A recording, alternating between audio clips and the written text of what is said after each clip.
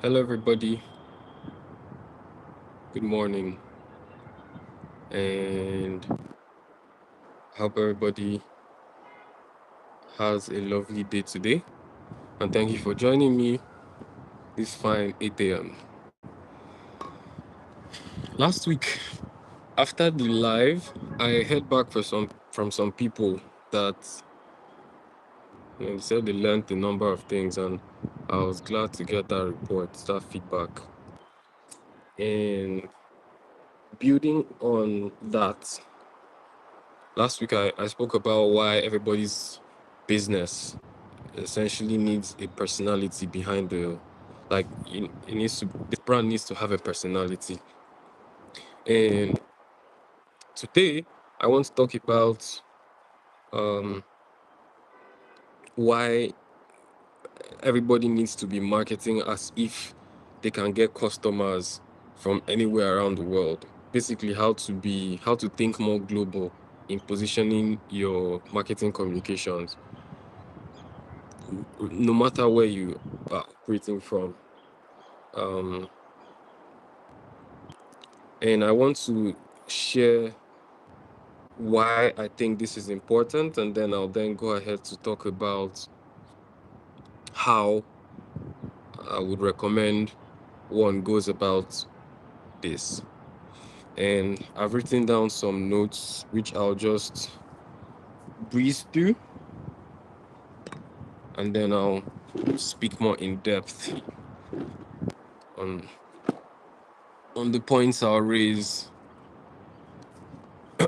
So I'll just jump right in. Let me send a screenshot to myself too from my notes. All right. I'll just read this out first. I've written this as the intro. That is important for everybody to start understanding the difference between purpose and task, especially going into this, or as we exist in this era right now, where uh, technology. There's a lot of news, and there's a lot of buzz, fear also in that buzz about technology coming and replacing a lot of human workers. AI will replace a lot of task-based um, roles, and I see now as the time for humans to start being more concerned with their purpose and getting away from just task-based roles.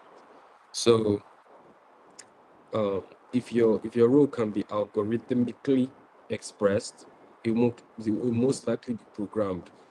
It'll be automated. I don't know if I mentioned last week, but the the three leverage points: code, media, and capital. They are all etching towards ROI. With capital, you're solving for return on investment.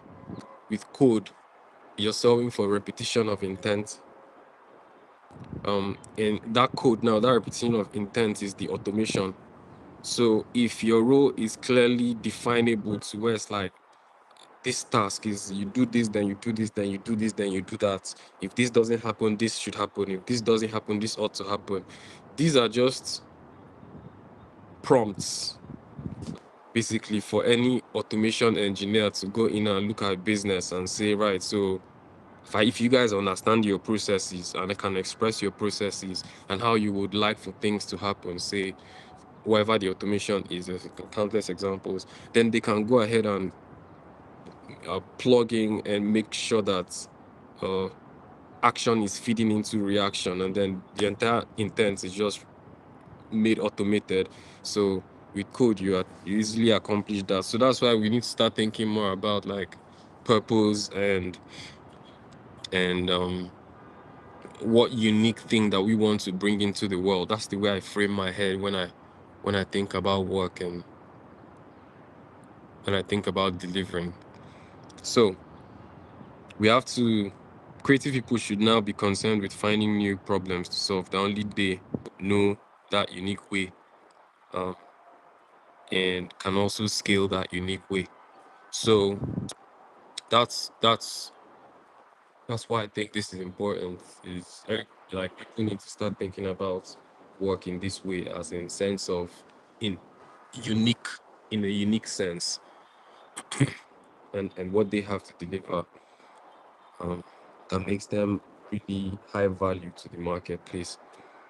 And then just a couple of bullet points I've also written as in why you need to start marketing for the international market. Uh, Africa's story is being defined externally. So if African brands don't project themselves globally, intermediaries, media, and foreign platforms will do it for them, often inaccurately. Global demand for African origin value is rising. So culture, talent, resources, and innovation from Africa are already being exported. Most African brands are just not positioned to capture the upside. Diaspora is a built-in distribution layer. So millions of globally mobile Africans act as early adopters, amplifiers, and trust bridges into new markets. So we already have that hack. Currency risk demands foreign revenue.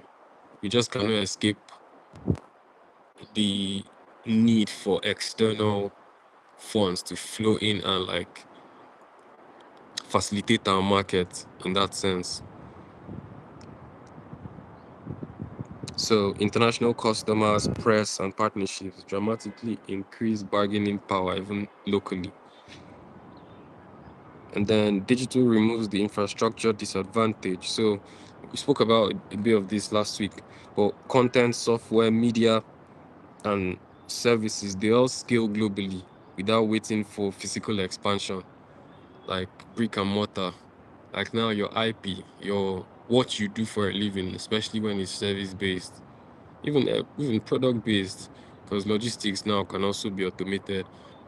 Well, you can essentially set up to deliver globally, and anybody that is just in sync with what you have to offer them will seek you out, and you can deliver with much less hassle as compared to ever before. And then talent arbitrage works both ways. So African brands can now attract global collaborators while monetizing local expertise internationally.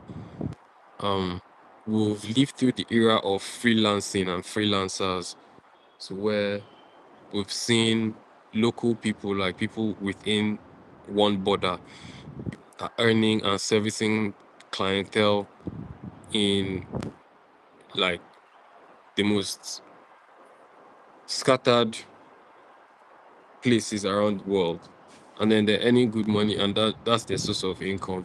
Now it has become even more clear because we even need less and less people to work on teams to deliver huge return or output, which is very interesting that we're living in that time. And then early narrative controls and compounds. So brands that define what African excellence is will own category perception for the next decade. And I believe that to be very true. That as we are continuing to see the evolution of tech, the embracing of new ways of doing things, people that look at their business as globally minded, Africa anchored.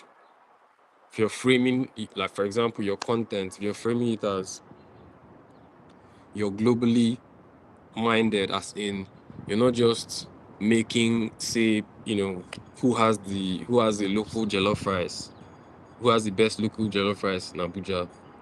You're packaging the content. Yes, you can still making the exact same thing, I would say, but packaging that content in a way that somebody in Haiti will also be able to understand what you're talking about and will be able to understand the stakes of the content, to where now you're not just looking to have Nigerian viewers who understand what jollof is, but you're also looking to export the idea of whatever frame of context you package your content in.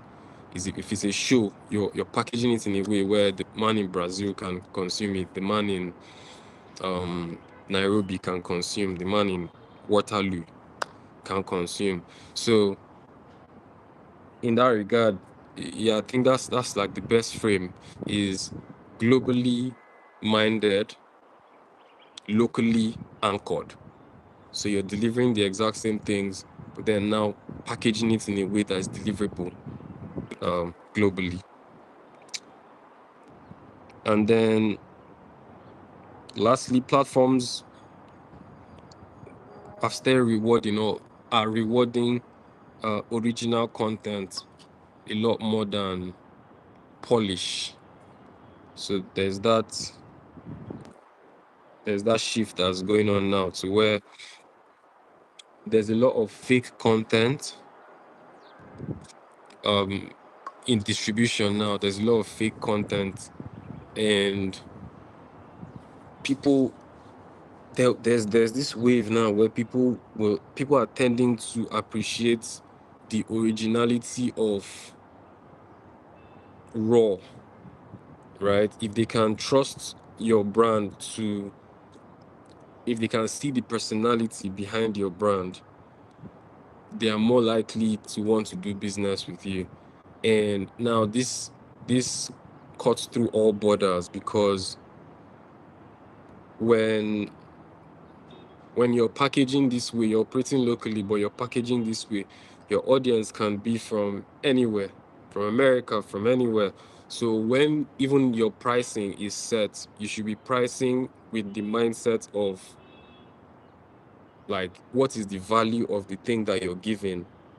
Not what can Nigerians afford, what can Kenyans afford, what can Ghanaians afford. It's like, what's the value of my thing? Who am I looking to service?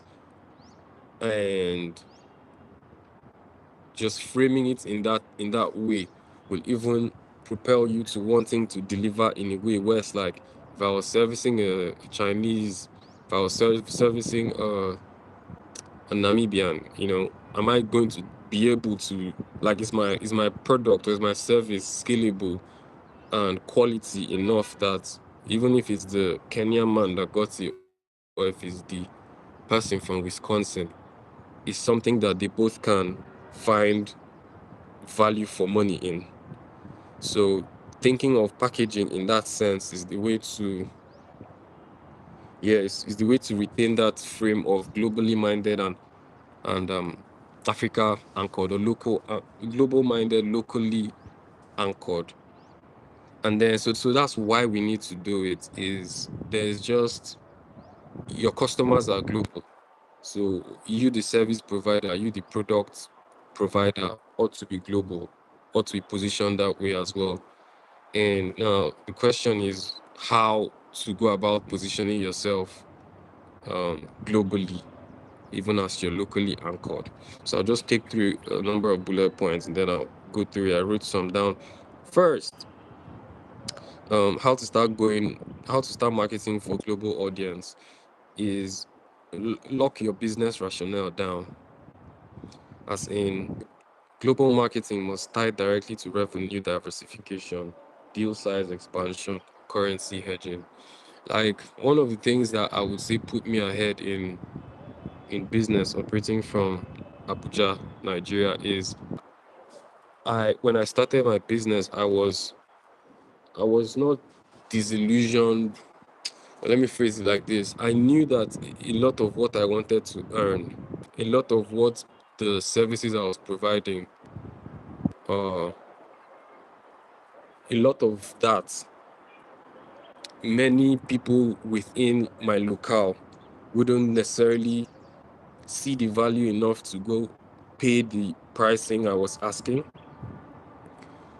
So I saw it as more beneficial. The effort of landing clients, I saw it as more beneficial to attempt landing internationals. Like, I put all of my efforts, frankly, to landing internationals and little to no efforts trying to land local clients. over time we got to land local clients, but at inception I went for the harder reach, as in people that I cannot meet in person. So how can I package my services? Because I know it's deliverable online. So why not? So if it's deliverable online and they are reachable online, why not also package everything, all my efforts trying to land them, just so I can focus on that, because it's higher return FX wise. If you're earning in difficult currency and you're spending in local currency, you're creating another step of leverage to where if you were earning difficult currency in perhaps in the UK, you're earning USD in America and you're spending USD, the person that's earning USD in Nigeria will get more value for the same amount of money or even less. Like you can find somebody earning money that may not even be enough to pay rent in Canada, but the person is earning that figure in Abuja and is living like a king. It's living like a king. So that is one way of looking at it, is to hedge, to create that leverage for yourself, that FX leverage. Um, you know, again, it's one incentive, and that's how to start marketing is lock your business rationale down. And then select a single global entry point, as in choose one or two regions with proven demand signals, inbound leads, diaspora attraction, search intent partnerships. And when we talk of global and worldwide, you're not now looking to go and like spread your bullets to where you don't even understand the culture of this geography, and then you're looking to land clients from that geography. So I used to go back to me, for example, come a time I was like hyper focused on the US because I read a couple articles, and many of those articles were telling me that one in, I forget what number is now, 1 in 10 or 1 in 3, I think it was a crazy number, like 1 in 3 Americans believe that they have a book in them, and I was marketing my ghostwriting services. So I'm like, this is a region I understand to a large extent. I've watched their movies, I've interacted with a lot of Americans. So I can to a large extent speak their language. And if these articles I'm reading are giving me the signals that, you know, just if I put America at as it is, um, as a search filter, I'm likely to get more people who want the ghostwriting services. And then I now niche down even further to go and look for diaspora concentrated states in America, like Maryland. And there's some of these places where there's a lot of African diasporas that have now settled in these places within America still.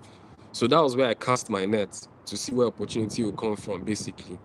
And then, so we got to learn some diasporans. We also got to learn some non-diasporans, but like within the same geography.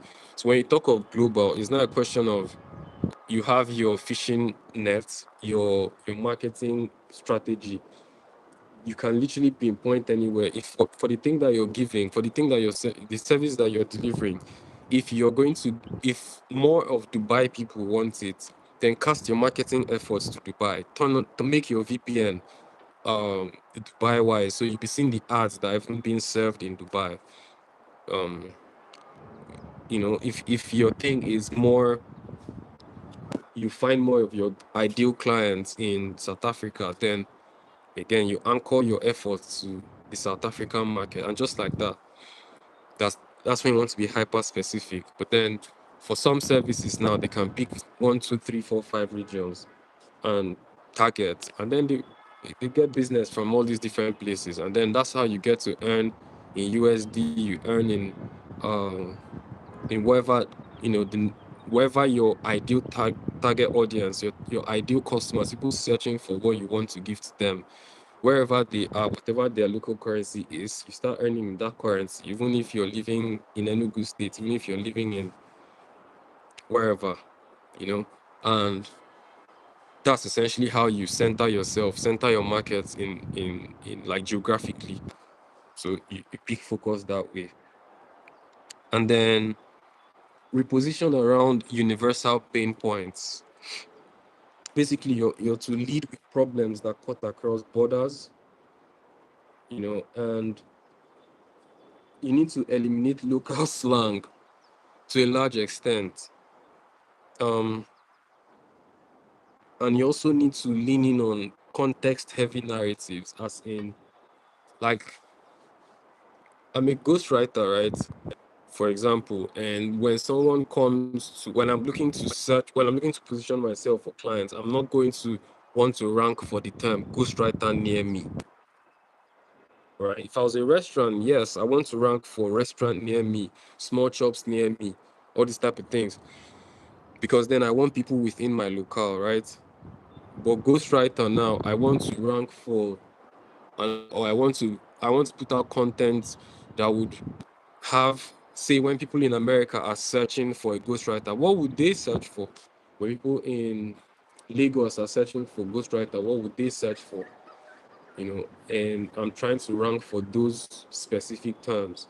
That's how that's how I allow, like, that's how I position with a particular context in mind. This now being context being geography, and then I try and make what I'm creating, what I'm putting out, even what I say, sound like something that these people will search for, because a lot of marketing is just a question of optimizing for discovery. You're optimizing for discovery. And then when you think about who you want to discover you, you have to have that person clear in your mind. You have to, even if you have not put out enough content yet to seed for data to come back to you, you sha can form a mental map of who will be great for the service or product that you're looking to put out. Who will be great for it? Where do they live? And then you can do some more research to back up your hunch, and then do some tests to carry, to go to market and see, and just to see, right? And then, yeah, that's how you understand the context that you should really go heavy on. And then establish proof before scale.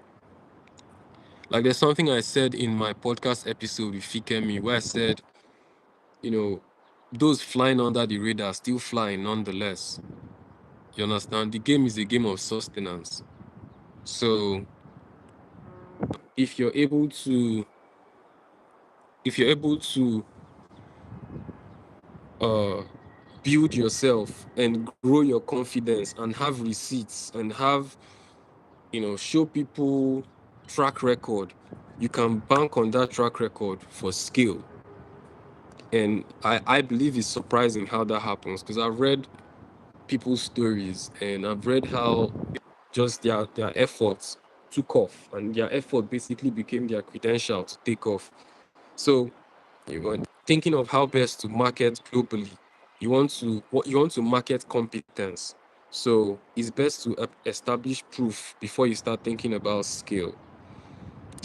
Then, well, definitely how to do that. You're going to get to deploy outcome driven case studies, as in, I can do this, but I've done this already, so look at this thing I've done. My execution becomes my pitch. um and then you have to start showing operator led thinking, because again, that personality that is your brand, people are looking to find you, and not just the generic advice that they can get on ChatGPT and Google. They're looking for an authority behind the claim, an authority behind the theory. So when you're putting yourself out there, it's best to speak from after having tested some of the theories, well, your theories, and after having uh, created that track record that you can always reference, even when there's something that doesn't go as exactly as planned. At least there's reference to, at least you've learned one way not to do the thing. That's the way I look at that. And then next thing is to create market agnostic flagship assets, as in, build long-form content, frameworks, and intellectual property that travels without explanation.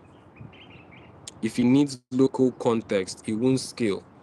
This one is straightforward, as in, if you're looking to make content, let's put it like this, if you're looking to export local content, if you're looking to export local like when you put your service or your product in content, and you're looking to export it to wherever your customers may be, you're not seeking to lose local context, as in people around you understand what it is that you're doing, right? But you're not also looking to hyper localize your context in a sense that people that are outside your locale need an explanation for what you're doing. So you're looking to do something that is new, right? And something that is easily understood by people. At least let's even put it, let the only barrier be language, of which there's no barrier there too now, because on platforms these days, when you upload something in one language, like when I upload KTM podcast, Afropreneurship episodes, even this live stream, YouTube on the back end can translate it automatically into different languages. I believe the podcast is currently translated into 21 languages. And you see that with that single effort of sitting down to create the long form content, people that I don't even have the platform to communicate with in terms of language, there's that barrier. Now that barrier is also non-existent. So there's that happening. And when you're creating content that is hyper localized, or when you're creating content that is localized, you are giving the man in Haiti something new to watch that he hasn't watched before. You're giving the person in Brazil something new to watch that they haven't watched before, and they are consuming it in their own language, right? It's sweet to infuse our own slangs, like hyper localized slangs in there, because you don't want to lose your originality. But then, me, I personally have a problem when I watch TV shows that are like a caricature of the culture, or a caricature of, or basically, when people create characters that are just stereotypical, like the Nigerian mom. And then you see some American shows where they are depicting the Nigerian mom or the Nigerian senator, or the Nigerian man. Even some comedians, some American comedians that are trying to trace their roots back to Africa. It's sort of cringe to watch them try and depict the Nigerian auntie. But like, yeah, you need to keep your originality. That's how people would break out of stereotypes like that and understand that, the Nigerian auntie. There's many different kinds of Nigerian aunties. There's Nigerian aunties that are more Western than any Western person. There's Nigerian uncle. There's more that speaks good English. Like, it's not all the Nigerian that speaks bad English. That's one thing that just grapes on me every time I see it. But the world needs to see more original content from local people, packaged in a way that they can understand, so that they can learn. That's how you break away from stereotypes. So the person that is creating how to cook, like the chef that is creating content on how to cook in Nigeria, can do it in their own way. However, like, whatever version of Nigerian that they are, they should do it in that way and then gloss it up, such that the person that is watching from Toronto will understand what they're talking about, and they get to see something else that is other than the stereotype that has been shipped over how many years. Because there's certain stereotypes that have been shipped. Like, even when you see content, sometimes you just know that this person, they are trying to depict X, they are trying to depict Y. It has become cliche. So the world is actually hungry for this new way of like understanding locals, that breaks away from the stereotypical personas that has been shipped for the longest. And I think people will find a lot of value if they take if they take the challenge of trying to define African excellence or trying to define wherever your local is. If you take the pains to try and define, like, okay, for example, I'm doing a podcast, KTM podcast. I don't want KTM. I want KTM podcast to be the podcast that people come to for a certain thing, and I want to be known for that thing and be the best at that thing. Not just hyper categorizing myself in a sense where I want to be the biggest in Abuja, or I want to be, all those things don't matter to me. I want to be known for, say, okay, you're watching KTN podcast, you know why you're coming, and you always get that, or at least you understand what the show is about, what the dynamic is about, and you're coming for that reason to see how far we can iterate on that source, that KTN thing. And then people from Brazil can seek that KTN thing. People from Toronto can seek that KTN thing. And then people from Abuja can seek that KTN thing. And then it's like shipping worldwide, basically. Shipping worldwide for whomever this will serve. Come thou ye to the altar to be served, type of thing. And it's like I mentioned some of the things earlier, defining African excellence, that's how to do it. You're not just cooking for the eyeballs that are the closest to you. You're cooking for any eyeball that has that palette. And then we have that cheat code, like I mentioned earlier, to where diasporans that are there, people perhaps that understand the culture to some degree, people that have experienced the culture to some degree, they get to see a new way of thinking about that local culture, not the hyper stereotypical ones that they get to see in movies, they get to see in parodies, they get to see in all these things. And you can be that, you can redefine what it means to be a Nigerian chef. You can redefine what it means to be a Nigerian author. You can redefine what it means to be a Nigerian creative director, to be a Namibian one, to be all these things. And then you start building out your niche to where you find out perhaps you may get more of your audience from Cuba.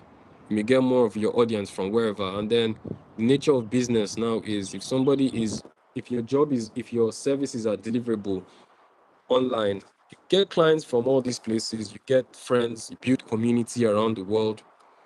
I've had people offer me to, let's say, whenever you're in New York, come and live in my house, come and stay in my place. That's something that wasn't going to be possible if we weren't trying to build a global community, a global presence, and spread the value to whomever is seeking it. And I've never been to New York. So whenever I go to New York, I have like three places that have invited me to come stay. I have people that have invited me to come stay in Chicago.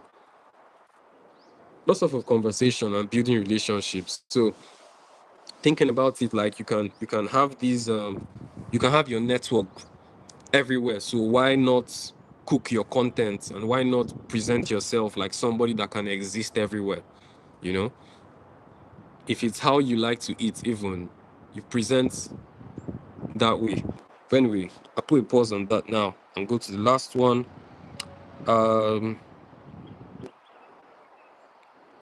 So engineer for algorithmic discovery. So essentially you're prioritizing platforms driven by search and recommendations. So YouTube, LinkedIn, SEO,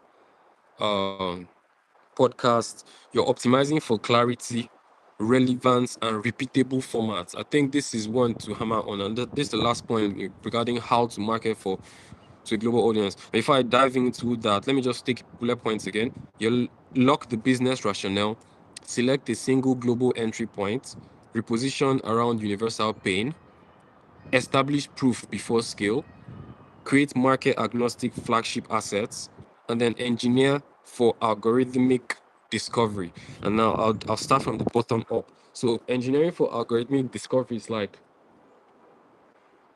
YouTube, for example, is optimizing channel discovery. They've optimized channel discovery such that it's the strategy now has to be shorts, YouTube shorts, right? And your business may not have found a way to framework your content in a way that you can leverage this intel or this fact that YouTube to help your channel grow, you need to be putting out YouTube shorts. But the truth is, whether you like it or not, if you want to be discovered on YouTube, you should optimize for what you've learned that the platform is optimized for, right? So, and that goes back to the earlier points where you're creating market agnostic flagship assets, as in you need to, like, it's the sweet thing now about content is short form content is even very easy to generate these days. So your long form framework, the framework you're using for your long form content, needs to be something that is repeatable, scalable, and market agnostic, to where it's going to be very easy for you to show up and make that long form content. Like for me, it's easy to show up this morning and make this live content. And this live content now will be chopped up into a lot of shorts, right? And sent to YouTube algorithm on a schedule as well, to where the channel is going to benefit off of that discovery. And my effort is basically, it's a natural fit, it's a natural come to me. So if it's not difficult for me to do, I can do it for a long time. If it's something I would naturally do, if it's something I'm like that just comes natural to me, I would tend to be able to do it for a long time. And I'll tend to, and by the way, now in this particular format I've chosen, so we're doing the live, we're doing Afropreneurship, we're doing the podcast. All of them are infinitely splittable into shorts. So when I'm saying you should engineer for, people should start engineering for algorithmic discovery, it's like building frameworks that'll come natural to the creator, that'll come natural to the marketing team for the enterprise, in a way that responds to the changes that these platforms have implemented, or these platforms that, or the way they're currently set up. Like for shorts, YouTube, like I said, YouTube is a pushing more channels, putting more efforts to help channels get discovered from their shorts. So any business that wants to leverage this now, even if it's shoes that you sell, the work now there is, what kind of long form content can I create effortlessly? That's one framework anyway. What kind of long form content can I create effortlessly that can be chopped up easily because I want to get discovered? And if you're like me, where you don't necessarily look at the vanity aspect of things, of you want to be the biggest at X, you want to be the biggest at Y, you may fall into that trap of thinking, so I shouldn't put too much effort into being discovered. But that's not the way to go. Even if you don't care about the vanity of growing bigger, if you care about the work that you're doing, if you care about the business that you have, the people that you're working with, the solutions you're providing, and the people that need those solutions, if you care about those things, then you'll understand that the thing is bigger than you. You don't want to do it, but you're doing it nonetheless. You must get discovered, you must grow, and is on a level where the solution that you're bringing to people, the solution or service that you're marketing to people, you should see it as an assignment. I started this conversation by saying we should get away from task-based thinking, because task-based thinking is going to be automated. If your intent is repeatable, it's just going to be automated. You should start thinking of work like purpose, like assignment. Like, if I don't give people this thing, God, how will they get it? If I don't put my best effort in delivering this thing to people, this thing that I know is of so much value, then how do they get it? If you start framing it like that, then you start finding new motivation to want to tailor your efforts to getting discovered on the algorithm. So now it stops being about vanity of I want to be bigger, I want to be X, Y, and Z. You want to be bigger, cool. Why? And now when you can justify to yourself that you want to be bigger because you want more people to be able to get the solution that you're giving, because you know they need it, because you know that it will help them, it is of value, then no matter what your business is, shoe sales, restaurants, hairdressing, makeup, what's the other, esthetician, you're importing things, you're exporting things, whatever the case may be, you're a DJ, you're a talent manager, right? So many things. Then you start thinking of so how do I actually optimize for this algorithm? How do I actually get this the way the algorithm is set up, how do I get it to favor me? How do I get more eyeballs in terms of people that will need the thing that I am giving? How do I get more of them to come and stay and get the thing that I'm giving because I know they need it? That's how I talk to myself when I think, because I would naturally shy away from stuff out there. I would naturally shy away from it. But then when I talk to myself and I say, the thing that I understand about this, about marketing, about communication, about conducting business in and out of Africa, I know that one or two people have benefited from it. And I know that there's a lot more people that can't benefit from it. A lot of businesses that will definitely benefit from it, from understanding that this is what they have to do, from getting this directly from Kick and Co, from learning from these conversations, from learning from the podcast. I know that there's people who are benefiting from these things. So in different ways that they're benefiting, that is my motivation to keep trying to get discovered and try and keep to be consistent and try to scale and try to put more effort and try to deliver more value. That's just the motivation for it. Evidently, all the other metrics come as well, where you feel good when the videos are doing better, you feel good, all of these things. But the core of it, the thing that will make you go the long term, I see, is if you're seeing it as a purpose, like this an assignment, this is a purpose-filled assignment. Now you're getting other kinds of benefits other than just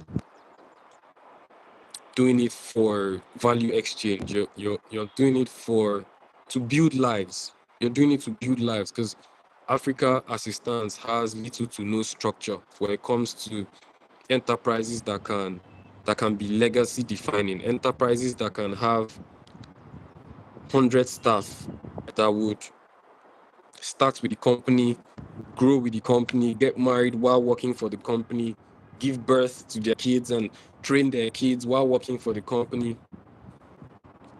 It's so far and few between. And that's because many people haven't yet tapped into this, that it's enterprise or a business brand stay on the same vision and mantra for a long time. That's what companies, that's what enterprises. So for me, I see that as a big thing that I need to deliver to people, as something tangible that I need to deliver to people without understanding first, and also facilitate them tangibly where they become clients of Kick and Co, to actually help their enterprise develop these frameworks and build the culture that would allow for consistency. Because that's one of the things that I know that, I am happy that I'm able to deliver to people. Our agency system is that, giving people frameworks, giving people communication engines, giving people structures for consistency in their brand messaging, their brand communication, and then a long-term thinking, long-term positioning. not just relying on paid ads, or not just relying on just short-term hurrahs, trying to deliver for people the ability spirit to continue attempting to grow the business, because it becomes synonymous with growing in life. All right, so essentially that's how to start marketing to a global audience. I've given lock the business rationale, select a single global entry point, reposition around universal pain points, establish proof before scale, create market agnostic flagship assets, engineer for algorithmic discovery, and then the last four standard brand for global markets. Have your global message. You can have regional examples. You can have your pricing logic. You can have basically your brand becomes one thing, known for one thing. Kick and Co is my business, and we're looking to help enterprises and personal brands with their marketing and communication. We're known for that thing. And me, I'm looking to work with market leaders, either to help people become market leaders or to help market leaders sustain and stay on the bleeding edge of it. And a way to get this message out there is KTN. KTN is not separate from Kick and Co. KTN is our pulpit to preach the message, to send our gospel out, to have people understand what we're about. Because a lot of times, and people discount this, but a lot of times when you give people solutions, a lot of times they need to be educated about the utility of that solution even before they start adopting it. So every business needs a platform like this to express their ethos and what the business is about and what the brand is about, and basically show the personality of the brand, the essence of it. So standardizing your brand is important. Having a framework around which people can bet on. Okay, this is what they're about. Okay, these are predictable systems and structures for this particular entity. So having that standard for it, that is scalable, that is exportable, right? That's recognizable. Having that standard for it, very important in terms of positioning for a global market. And then install cross-market intelligence loop, as in, now this may be for advanced enterprises that want to tap into this, but when you're tracking leads, you have to track leads by region. It informs you, that data informs you. If like if you've been marketing to, say, the America market, and then your traffic is actually coming from the UK, you should now start learning that you ought to pivot to the UK. All your marketing efforts is most of it. That 80-20 rule comes into play. So you can then switch it. If 80% of your inbound attention and leads and opportunities are coming from location X, you need to be able to see that data, track that data, and then pivot your marketing efforts, like 80% of it, to that 20%. But yeah, how is it split? 80-20. So if 80% is coming from somewhere, perhaps you've been putting 20% there, or whatever the case may be, make sure that you're always balancing for that, so you get the best return for effort. And then track your narrative pool, track your conversion quality, as in if you've been speaking certain kinds of languages, who has been responding to that kind of language. You should be able to know your intention for speaking a certain way, for communicating a certain thing, for your brand, for your enterprise, for your business. Who has been responding? Do we need to stop speaking like this? Do we need to stop referencing these things and start speaking like this? All of these are possible when you have an underlying framework for your marketing and architecture. When you have an underlying marketing architecture, you can always track what inputs that you've put in terms of what you're solving for, and then you can always track the feedback, as in the things that you thought were going to happen when you took certain actions. Did they happen as you intended?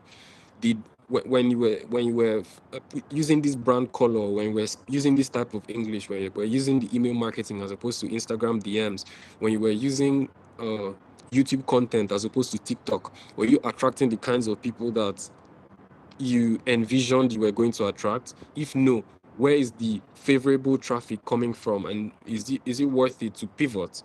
You see, and pivoting is allowed, by the way, when we're talking about marketing frameworks. There's none that is like preemptively deterministic to where you can just, I mean, to a large extent, after understanding what you want to do, you will be able to. But for the most part, it's about trying. You're trying different things to see which one you even like, because when you like it, you'll be able to sustain it. And then you're also trying to learn which ones stuck. So then what you continue with is now going to be, for the most part, it should be 80% what you like and 20% what's stuck. Because you shouldn't also allow the market, like, you should be the one at the helm of defining who you are, and then you're now collecting feedback to know how to adjust from the market. You shouldn't allow the market tell you who to be. So there's that. And then aligning your marketing with your operational readiness. This is key. This is key, because things like time zones, when do you want to onboard people, contracts, your delivery scope, your payment, and all these things. How you need to resolve all these things before you start amplifying. One thing that gave me challenge with Kick and Co was payment. Sometimes it still is a fuzzy place, receiving payments. But like, I've now had to learn to hedge. You see? So there's different ways to go about that. Opening different bank accounts in different nations, or having aggregated platforms that allow you receive payments in different currencies, to payment structures that, like, for the most part, you're trying to make it convenient for your clients. So before your marketing effort begins to scale up and get to certain points where you just get to certain points, you need to have confirmed that your back end is ready to receive that level of attention. If it's attention from a particular region, you should be able to receive. If it's in terms, and you should be able to have, you should have stress tested your delivery mechanisms. For the most part, most businesses in Africa are still looking to scale. Kick and Co is looking to scale. So we know that the operational capacity that you have in your mind may not be, you may not have the resources to hit that yet. And how to scale, for the most part, is trying to get clients so that when the resources come, your operational capacity scales up. But there's also a thing as too big to, so big you fail, that you go and over deliver with your marketing and then under deliver with the deliverables. That's a tricky situation. So the game there is trying to balance your operational capacity with your marketing communications, what you're telling people that you're going to be doing for them, and your capacity to deliver on that promise. It needs to balance out. Those two things ought to balance out. So, and then the last one is, and I believe this is the most important, is to commit to compounding authority. So we're not just thinking of brand marketing or architecture, or when we're marketing to the international community, to the world. When we're marketing, we're not just thinking about short-term hurrahs. We're not thinking about winning in the short term. We're thinking about winning in the long term. I want to win in the long term. When I'm doing my business framework, when I'm doing my marketing and comms framework, I'm always thinking I'm always thinking of sustainability. I'm always thinking of all the different hurdles, right, that would keep me from being consistent with it. I believe in compounding yield. I believe in compounding effort and compounding yield. So I don't look at today numbers at all. I'm hardly concerned or bothered by today numbers. I'm most times more concerned with what does this effort iterate into. That's where I'm really, really focused on when I'm starting something. What does it mean in 10 years? This effort. So with your brand marketing and communications, you ought to be thinking that way too, because most things aren't going to yield the first go round. Most things aren't going to yield in the season or time frame that you originally anticipated. Most things aren't going to yield that favor result, uh that payout. It's not going to yield in the fashion that you might even envision. But the platform and what you should be concerned about is cooking up a marketing and comms framework that you can sustain. And that's why I went to the idea of finding out what is you like, first of all. What is that comes natural to you? What is that you can easily replicate? Because that's the thing you can sustain.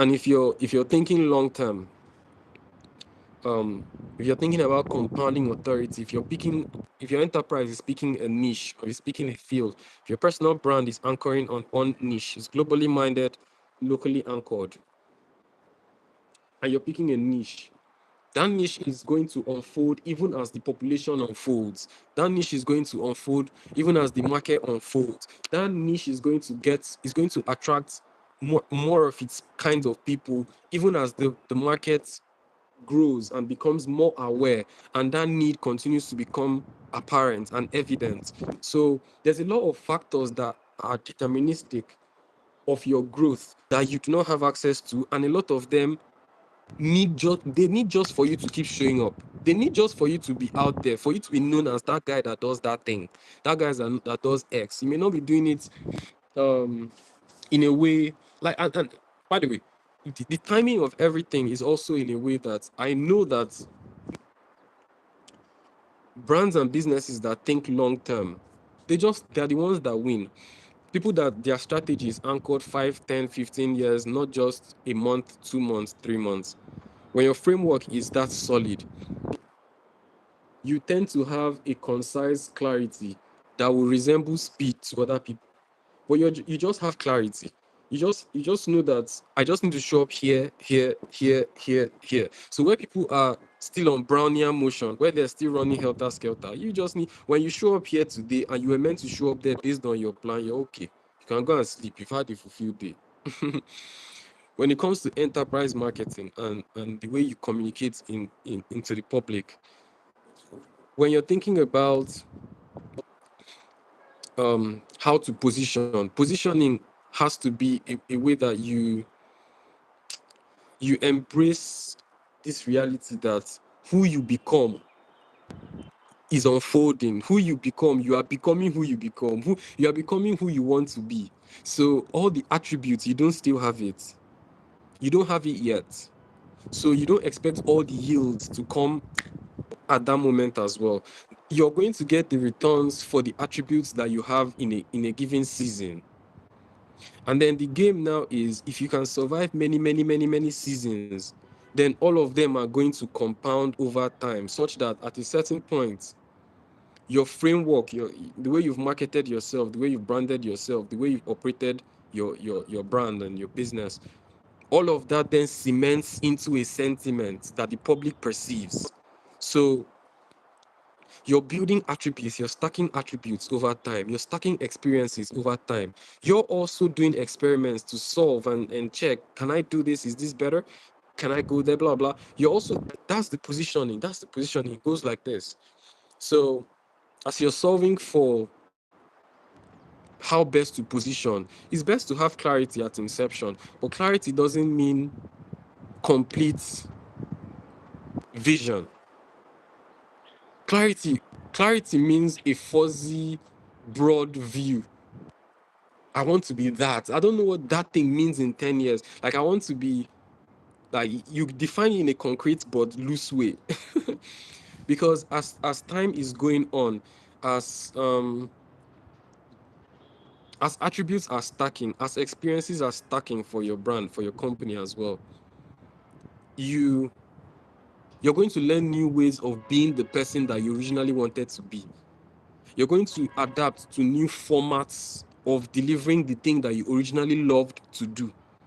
You're going to see new ways of delivering the services that you originally sought to deliver.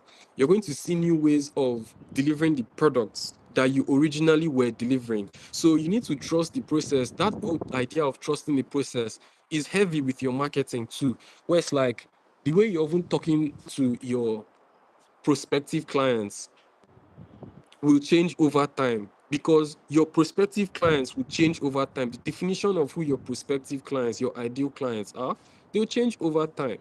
So even you need to give your plan room for evolution, such that as you learn new things, that your original marketing and comms framework, that your branding identity, that your brand identity is all going to have room to evolve as you, your own OT, is also evolving. So essentially, the position that all of us find ourselves is as a result of all what we know and the effort we've, like, it's not even as a result of the goals that we have. It's as a result of the efforts that we have put in towards the goals that we have. And so understanding this long-term play is understanding that as you continue to show up and communicate the you that you understand, your clients are also growing. Your clients are also, you're also becoming aware, like more of the market is becoming aware of you. And as you're continuing to update, the you that new eyeballs meet becomes the, the threshold you, from whence on they will continue to know you. But you need to understand that as you continue to understand yourself and understand the services and evolve, your marketing communications will also evolve. The copy that you use, like the text that you use to describe yourself, has to evolve, right? You can be anchored on one legacy vision, one legacy mission, one legacy concrete yet loosely defined term for what your mission, what your purpose is, but it will mean different things to even you, the business person, even the business executives. It will mean new things to them because their desires will change over time. You guys want to build a business, you want to start marketing your brand globally. The you that you understand is also evolving in your own head. So the way you want to present yourself to the world on your own arc, on your own journey, is going to also change, and you need to be willing and able to be the master of your time and evolve when the right time presents itself. So let me run back what I've said thus far. From the intro where I said everybody needs to start understanding the difference between purpose and task, because AI in this era we live in is poised to take away most task-related roles. If your role can be algorithmically expressed, and if it has been done before by other humans, somebody is working to automate the task. Creative people should now be concerned with finding new problems to solve that only they know that unique way to do it, and then allow, and then that way can also be scaled. That's how I introduced this, and then some reasons for why you should be thinking about marketing globally and not just locally. Like, you should be thinking about you're thinking about your marketing and comms should be globally minded and then locally anchored, because you're also looking to export that originality that is local, that has not been experienced before globally. You're willing your marketing to show that unique source from within the local that can be that can be serving more than the local, right? That unique way of doing things locally that can then be exported and be serving people around the world. And how and why to do it? Africa's story is being defined externally. Okay, global demand for African origin value is rising. Diaspora is a built-in distribution layer. Leverage the fact that there's Nigerians everywhere in the world. They will be one of the first people to adopt your thing. They send money back home. Why don't you do business with diasporans? They are looking for people to do business with. Currency risk demands foreign revenue. So again, I spoke about that leverage of earning in difficult currency whilst having to spend local currency. It creates that leverage for you. Global credibility unlocks local power. That one is self-explanatory to where when you have collaborations with international entities, you have a lot of leverage locally.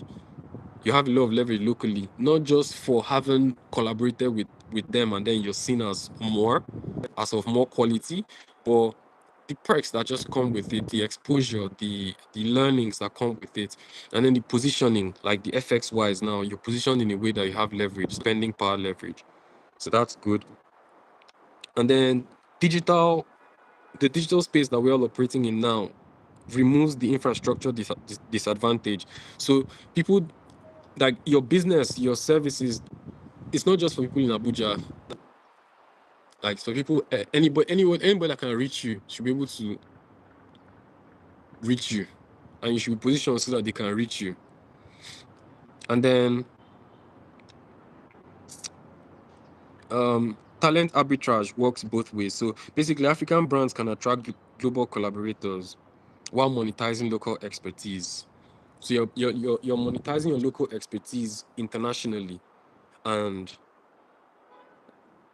yeah, that's why. And we're also going to go through a list of how to get this done, how to actually market for international audience. Another one is the early narrative controls and compounds. So the clearer that you're able to package yourself and put out the narrative about your business, about your market, the better opportunity you will have to control how people perceive the business, and that perception also compounds. So if you can have clarity on how you want to present yourself, how you want to show up, and you have creative control over how you package yourself and put out there, I mean, and it's something that, and it's a way that you like. You like how you're putting yourself out there. You enjoy the content that you create. You're going to show up for a very long time, and then the compounding effort and yields, it just shows up in this game where if you just keep showing up, you get the yields of that compounding over time. And then platforms now are rewarding more original than polish. And when I say platforms, it's like consumers, like people, there's more distrust in the market now than has ever been. So people are seeking authorities behind concepts. You can have all the concepts in the world, but if somebody doesn't vibe with your brand personality, they will most likely not want to do business with you. They will most likely not want to collaborate with you. They most likely not want to be associated with you. So you're going to start seeing network clusters of people who consistently collaborate with one another at different points in their journeys. You see a lot of that happen as we go into the future.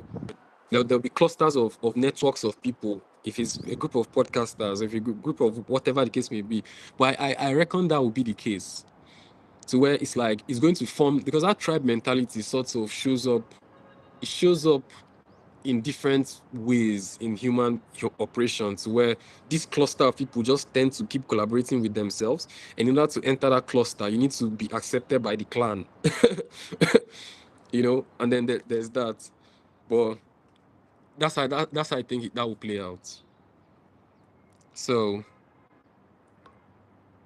that plays out as a result of people knowing who they trust, knowing who they like to work with, knowing why they want to work for or work with or collaborate with these individuals. That will go from creators collaborating to businesses and enterprises who get a particular kind of clients. It'll be based on, do I like this person? Do I trust this person? Do I know this person? Is this person somebody that can deliver? Is this person somebody that I can anchor on as a long-term partner? These are the kinds of thinkings that will anchor who people will tend to want to collaborate with or consume or rely on or believe in or do business with going into the next couple of years and time.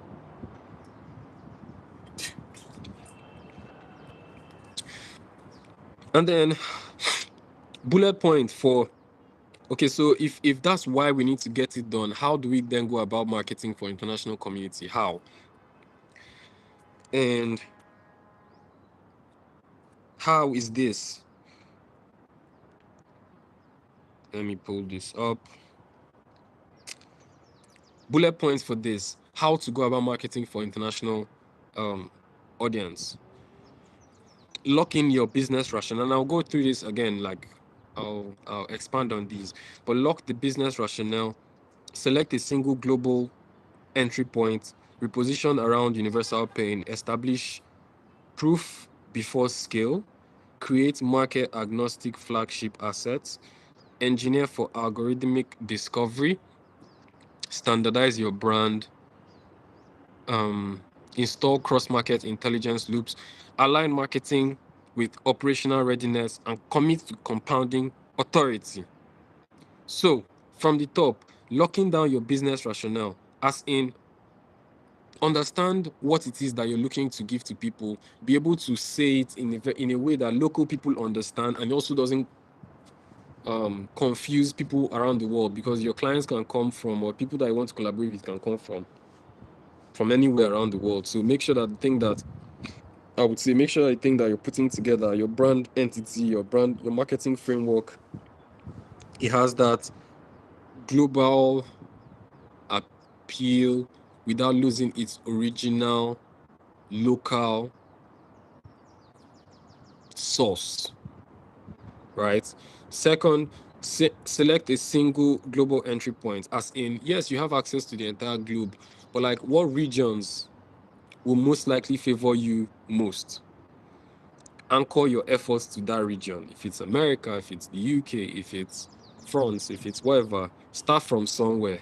Just start from somewhere. At the end of the day, you will still get to work with people from across board, because UK people travel to Dubai and Dubai people travel to UK. So whilst your marketing is anchored on a particular geographical location, you don't know how the opportunity will shape out to where somebody in that geographical location has access to others, and then that opens up opportunities. And again, effort compounds.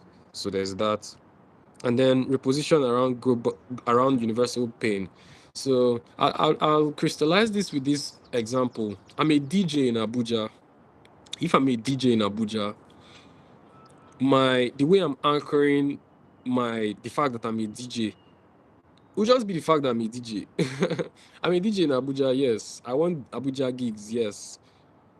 But like, I should also be open to the fact that my craft can be so good, or is so good, that people can come and play in Peru.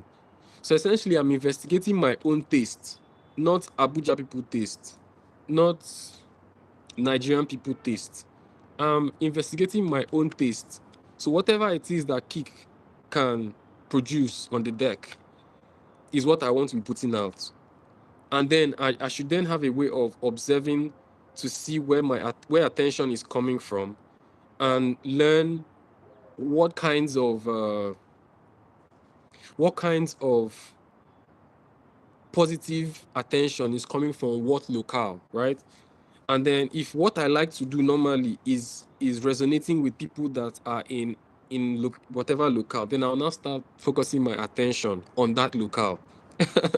So that's the way of looking at that. First of all, what I like to do, because then I can do it for a very long time. What my taste is, because that is that unique taste that people are going to cling to know me for. And it's that taste that I understand. If I understand the thing, then I'll be able to do the thing. I'll be able to iterate on the thing. I'll be able to do the thing for a long time, because I like the thing. And then establishing proof before scale. So it's like, again, going back to the understanding of the thing. If I understand the thing and I have put efforts to having a little bit of track record, right? Essentially, it's what I like to say is like, it's vibe on structure. It's not vibe on vibe. If I've learned my vibe, if I understand, if I've understood the vibe that I'm looking to give to people, then my marketing and communications framework is just a question of putting a structure around my vibe. Because it's that vibe that people are going to come for. It's that vibe that people are going to know and come to be familiar with. And then creating market agnostic flagship. I don't know why I write like this, man, but then I know that some people may not like this be English. Market agnostic just means market independent. Okay. And then flagship is like, what's that parent thing that you've been known for? And then definitely that effort can then be split into other things that will go in and bring in reward. So my advice is to build long form content. My long form content and my framework is currently the podcast, the Afropreneurship series, and then this live. These are all long form content that can then be repurposed. I can split this into a short and take it to LinkedIn. I can split this into a short and throw it on TikTok. I can split this into a short and have YouTube shorts. I can split this into a reel and have it on Instagram. But the same effort of sitting down here and doing this. So everybody needs to understand what is going to be easy for them to do that is a long form structure. When you define that, you can then split infinitely. So build long-form content frameworks and intellectual property that travels without explanation, right? If it needs local context, it will not scale. So whatever long-form framework that you're looking to build on or build, it should be something that if someone in Peru watches, they understand. If someone in Namibia watches, they understand. Someone in Abuja watches, they understand. That's how, with one single effort, you're touching different geographies. And then you should engineer for algorithmic discovery. All platforms are looking to have viewers stay on their platform. So if you do the work of having a slight understanding of, you don't need to be an expert in anything, really. Consistency will just make you an expert over time. So if you just stay the course and iterate on a thing and understand what the platforms need for the platform to push your stuff, and tailor your long form content to that, you do well. You do well. It's not rocket science, I would say. We're also discovering, we're learning, we are growing ourselves. A lot of, like I said, a lot of the marketing is not predeterministic, so you cannot predict it. So a lot of it is also testing. And if you can test for long, if you can test consistently and iteratively, you see the yield over time. It compounds, especially when you have clarity. So that's about engineering for algorithmic discovery. Then standardizing your brand. Essentially, one global message, regional examples, pricing logic, and whatnot. But when you have a standard brand, it goes back to what I was saying earlier. You vibe on structure. You're not vibing on vibes. You're vibing on structure. So you're investigating clarity. So when you attain clarity for what it is that you want to do, and you build those long form messaging frameworks, now you have a structure. And upon that structure, you can build. So it's like that. When you have a standard brand that it's predictable. You find this person here at this time, you find this person here at this time. A lot of the work is basically just showing up at the particular place at a particular time. Life happens, and people tend to lose either motivation or they lose steam. It happens to the best of us. But that's literally how to win the game. And I think even as a creator, as a creative, as a business person, as an entrepreneur, I think the best way to look at it is trying to remove as many impediments to flow as possible. There's going to be many things over time that impede your ability to show up at a particular place at a particular time, to do a thing consistently. And the way I'm optimizing, I'm optimizing my life and my own operations is I'm trying to solve for all the different things that will make me inconsistent and trying to cut them off. So as many things as will make me inconsistent, those are the things I'm looking for to rid myself of, essentially. So that that standard is built and is repetitive and is predictable over time. That he showed up, he showed up, he showed up, he showed up, he delivered, he delivered, he delivered, he delivered. It's because now there's less and less things making him, or that will keep him from delivering. That's about the whole thing of making your life your business, you know. And then cross market intelligence loop. That's what I said earlier. It's basically tracking your, when you put out your effort, when you're showing up consistently. All these platforms allow us to have data and analytics on the back end to where we can track the effort that we've been putting out. Is it working the way we intended for it to work? Is the attention coming from the anticipated location that we wanted to attract attention from? All these questions would then lead us to saying yes. So, you know, what we're putting out as we are measuring it is coming back as we intended, or no, and we need to pivot. So we need to have that intelligence loop. So basically, data and feedback, very important. Then we need to keep aligning marketing with operational readiness, as in what time zones can we operate in. If our audience is CAT or CST or GMT plus 2, GMT plus 1, are we capable of operating on those time zones, right? Onboarding contracts and the delivery scope and even payment. How have you prepared to tackle all of that? All of these things come into play when it comes to how you're framing your marketing and comms, the infrastructure that you're building. Very important to think about those things. And then committing to compounding authority. I'll end with this. So compounding authority, like I said earlier, I'm just reiterating all this, is you're not solving for your marketing and you're not solving for your communication in a way that you want immediate returns. It tends to not happen like that. You tend to build buzz over time. You tend to build demand over time. You tend to build awareness over time. All of these things are important for discovery. All of these things are important for repeat customers. All of these things are important for compounding authority and the rewards that come out of after compounding, basically. After time compounds. These things only come after time compounds.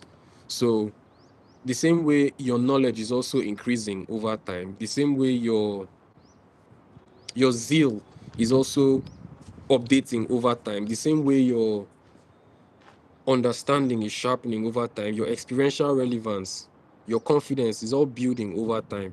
It's the same way your awareness is building over time. It's the same way your discoverability is building over time. It's the same way your understanding of your own framework is building over time. So you get to iterate better over time. If you stay at the thing, perhaps it takes you before a couple of months to iterate and get better, what you define as better. When you do it over and over and over again, soon it will start taking you a couple of weeks. Soon the change that you need to do for your business, for your marketing to get better becomes apparent instantly. Once you understand what it is that you're looking to do and you've done it over time, the change on what and the next step, the definition of the next step becomes apparent quicker. And then that's how you build on your own expertise and build on your own messaging and build on your own marketing frameworks enough that over time your authority on the subject becomes more apparent to people. And as people discover you at different stages of your evolution, they are meeting the next best version of you.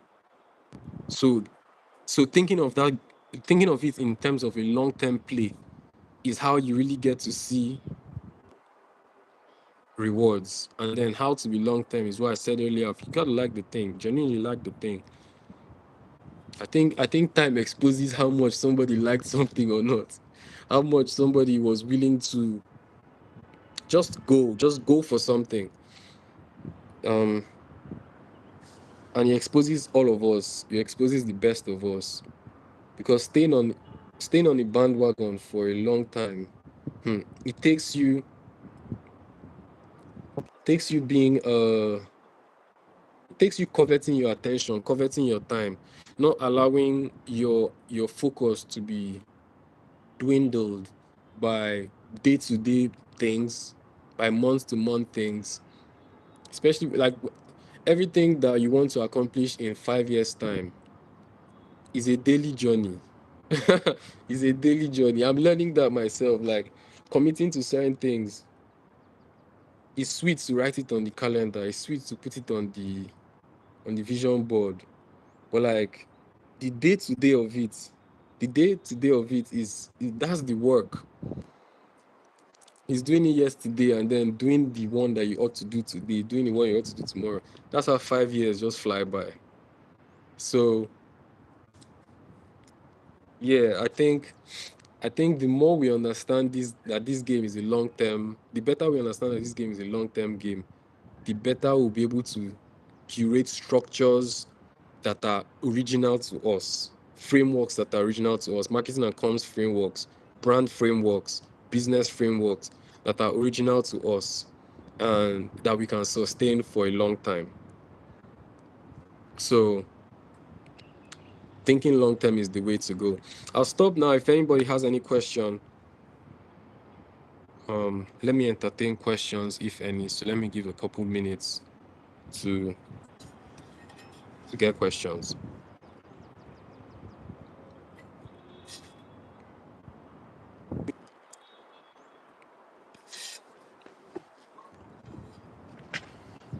I'll put in here.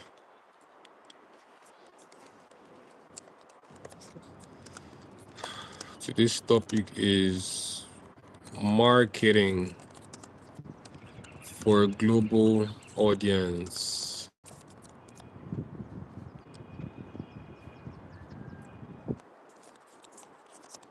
Spoken about why it's important and how to do it. I gave about 10 points, and these things are true for me because I've experienced them personally, and I know that I will get to experience different versions of the exact things as time goes on. And I know that they're true because research show it, and anyone can to check if it's true. And you can ask questions if I'm clear.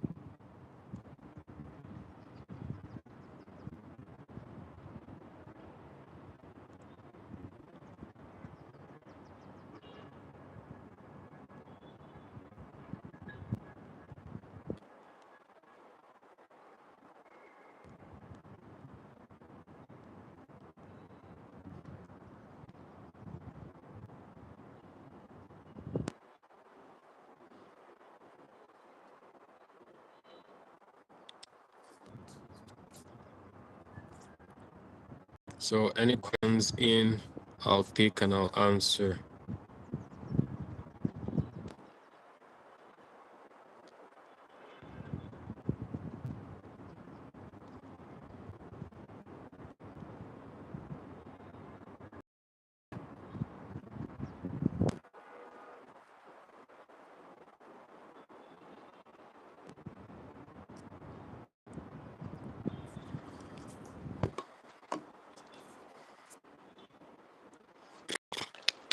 About in about 30 minutes, I'll be bringing the live to an end. I intend to be doing this for about 2 hours. Oh my god. 2 hours every Wednesday like this. And I'll see how far I want to be able to finish January every Wednesday in January and answer the remaining 2 topics or talk about the 2 remaining topics I think are very pivotal, very important. Going on into the rest of the year. These are topics that a lot of people have asked me about, and I created materials for them and I've shared. And this is to the best of my understanding. As we know, understanding continues to increase as we continue to execute. But I'm sharing all of these things because I know them to be true. I have lived them and I can share personal experiences to personal anecdotes, alluding to the lessons that I will share. And I know that people tend to like how-tos. But I'll add a caveat. Every how-to is how I. Every how to do something is how I did something.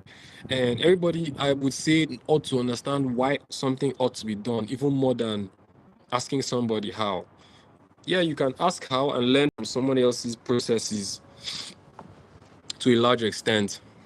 But one thing that I will always call for, and one thing that just the world calls for in general, is being original. And whatever it is you learn, so long as you know why you should do something, so long as you understand that it's important to be done or it benefits you, why, solve for that why, then how to do it, you're just anchoring on another person's principles, and you tend to see that your journey tends to be unique. And then you find that you have unique attributes that would give you unique edges, unique leverage points.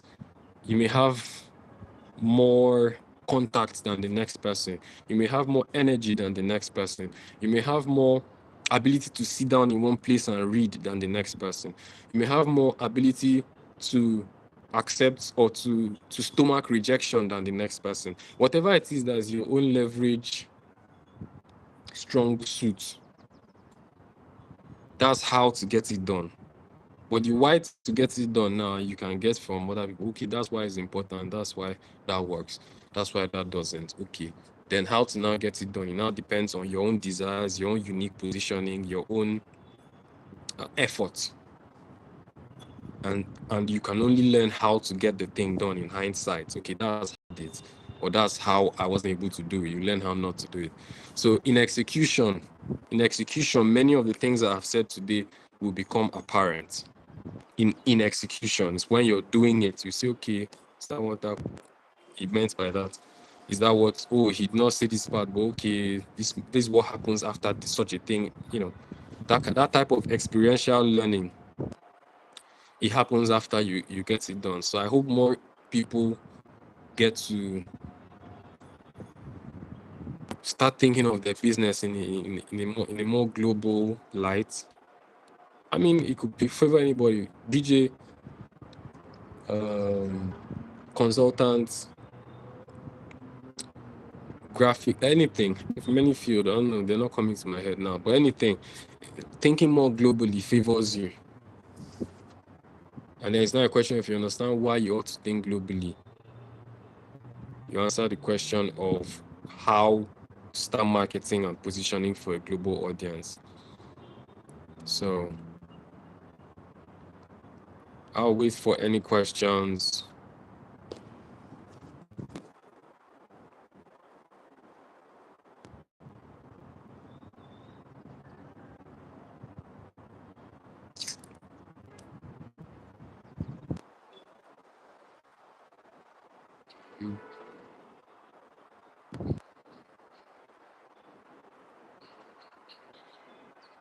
Things I wrote down this morning I want to share.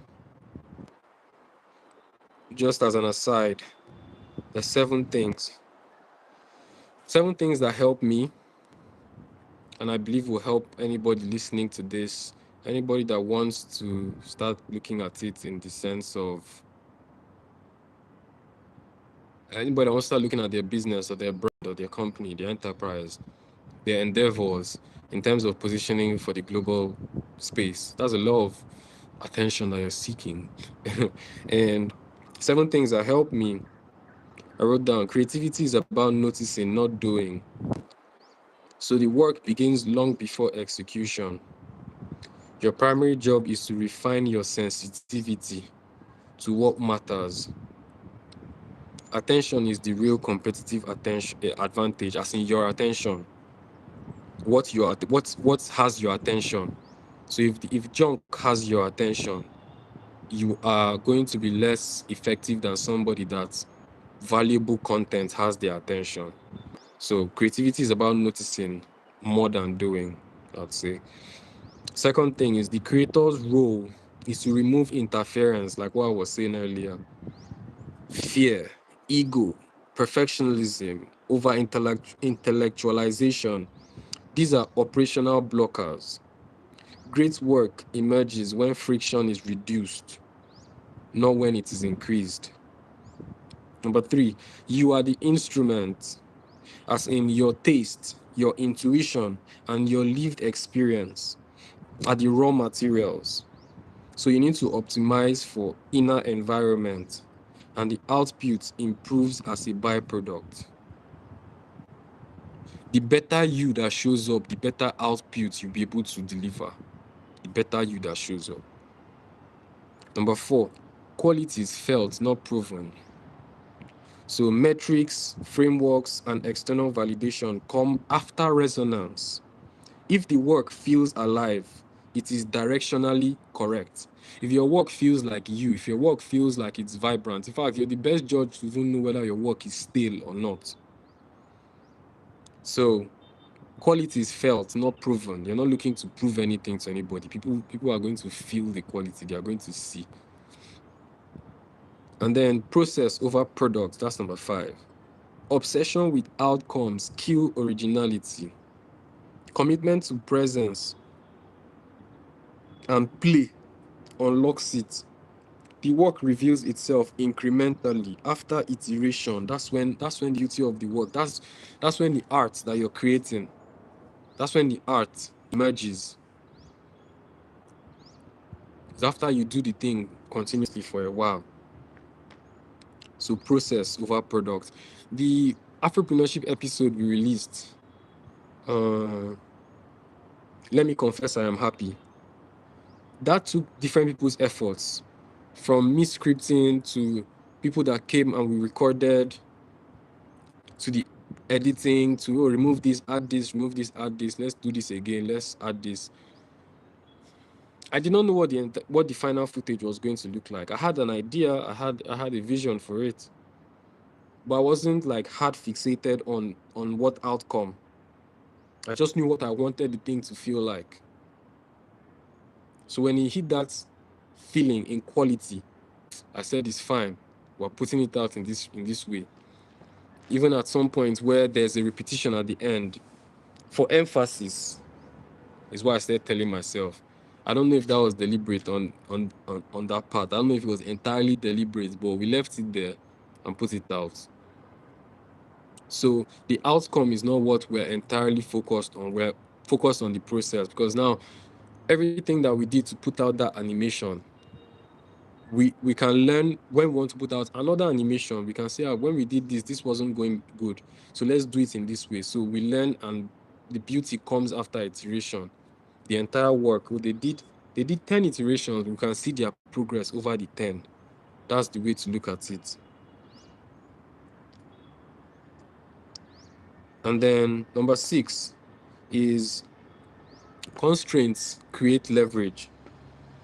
Basically, limitations aren't obstacles.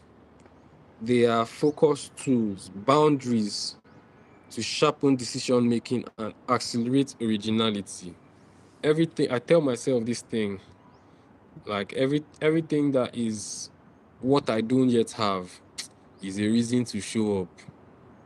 Everything that is perhaps making it easy for other people that I don't have is a reason to show up. I self-talk a lot, and it helps fortify my mind to do the task at hand. The last one, number 7, that I wrote down this morning, detachment from identity. Your brand needs personality, but it needs to be detached from the identity, in the sense that you are not your work. Separating self-worth from output enables bolder decisions and faster iteration. As in, me, I'm not so tied to the idea of who is Kalu and I'm Skik. These things are projections. They are projections that have been curated out of intentional decision. And as they are projected, I see it like art. What will the story be in hindsight? What would I like it to be in hindsight? Now, whatever nodes become clear to me that forms that picture, I know what I know what the final definition would be loosely. What is Kik and Co? What is the brand identity? What is the ethos? Who is Kik? Who is Kalu? All of these things. The identity, however, I'm divorced from,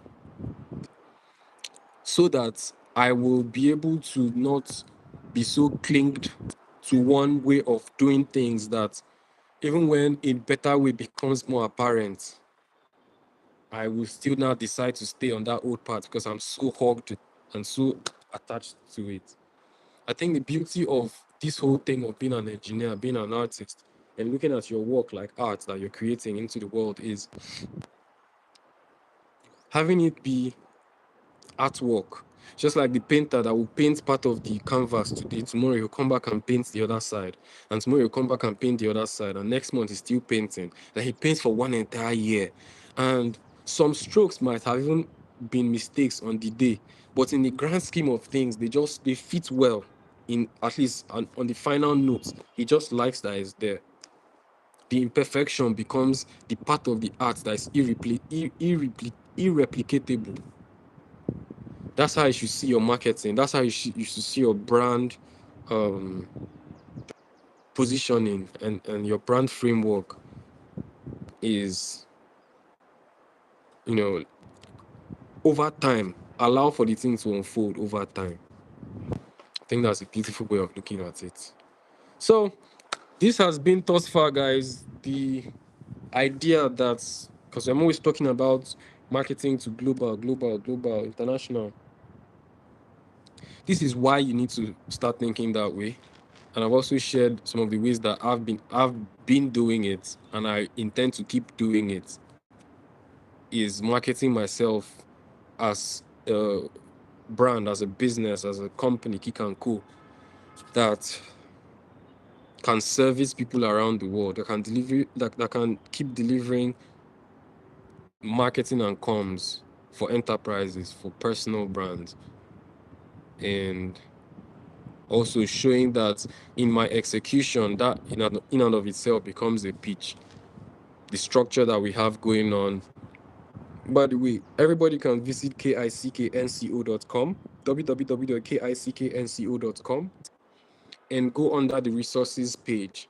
You'll see the Kick the Narrative tab. You can scroll to the bottom on Afropreneurship. Everybody can apply to be featured for their story, for their work story to be work-related story, their life to be featured on Afropreneurship. So if the story is compelling, we can come together and collaborate that way as well. I'm seeking for people to go there, apply, put your story there. If you go there, you see the form, kicknco.com. Let me put it in here.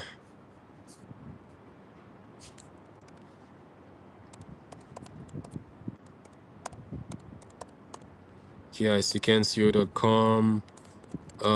Navigate to KTN Hub from the resources.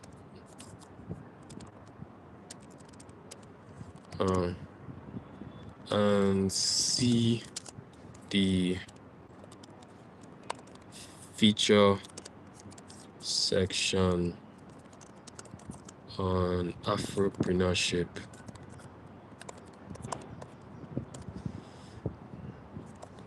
We're looking to collaborate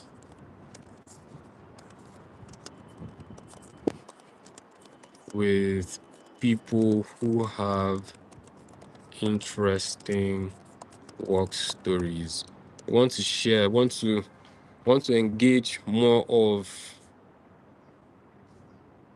like our peers, like show stories, perhaps show people interesting things that other people are doing so that they can start doing interesting things. All of this is to foster enterprise, you know. I know that there's more room for more businesses to start in Nigeria. Legacy defining businesses. We now have technology to do it. AI is making everything so democratized. And so Kick and Co, looking to service market leaders. We want to work with people who are forward minded, who are in it for the long term. We want to move the needle. So part of our efforts is collaborating to share more stories, more intriguing stories, original stories. And then people can also navigate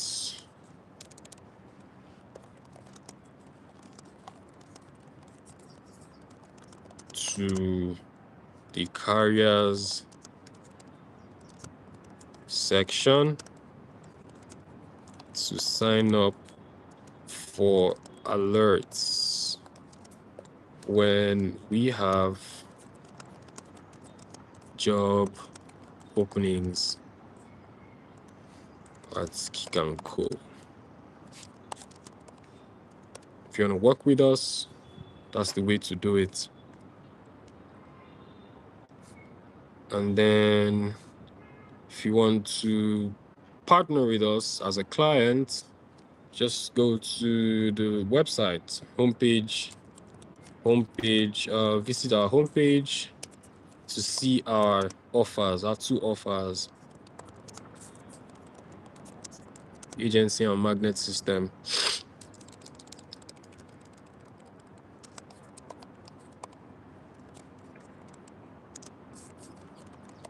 Page to see our partnership offers.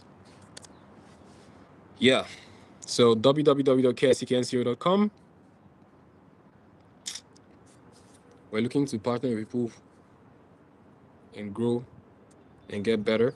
And if there's no questions coming in now, I will call it a day. Thank you everybody for joining us. I am happy that you guys decided to come on. I know that you've gotten value off of this. And I'll see you guys next week. Next week, we're having a conversation on here still live, 8 a.m. as well. Next week, Wednesday.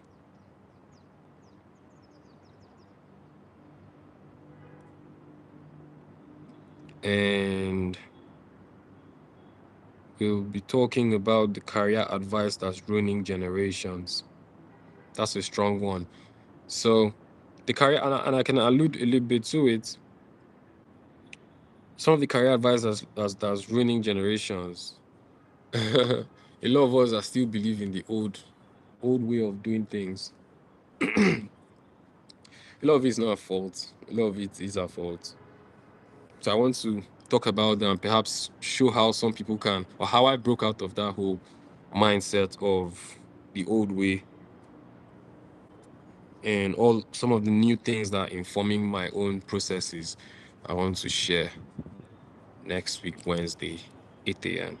So join me as we do that. And thank you guys. I know a lot of people are headed to work 8 a.m. like this, and you know, many people are listening, some people are driving. I appreciate you guys for tuning in. Thank you. And I'll see you guys next week, Wednesday, in the morning like this. Thank you. See you. Bye-bye.